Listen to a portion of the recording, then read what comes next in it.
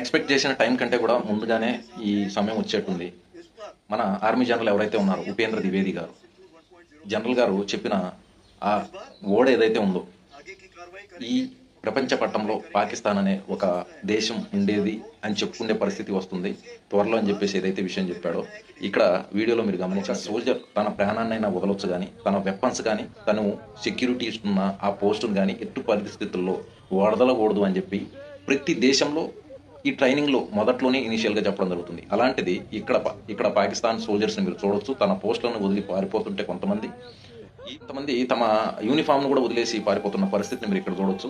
ఆఫ్ఘనిస్తాన్ వాళ్ళు ఇచ్చిన ఒక స్టేట్మెంట్ మీరు ఇక్కడ గమనించినట్లయితే, ఇండియా వాళ్ళు కనుకనే 93,000 మంది సోల్జర్స్ సరెండర్ అయినా కానీ ఒప్పందం మీద ఎటువంటి హాని కలిగించకుండా వదిలేశారు. అదే మేమైతే ఈ విధంగా బట్టలు ఉప్పదీసి బజార్లలో తిప్పి మరీ పంపుతామని చెప్పేసి ఏ విధంగా సంకేతాలు ఇచ్చారు ఇక్కడ మీరు చూడొచ్చు.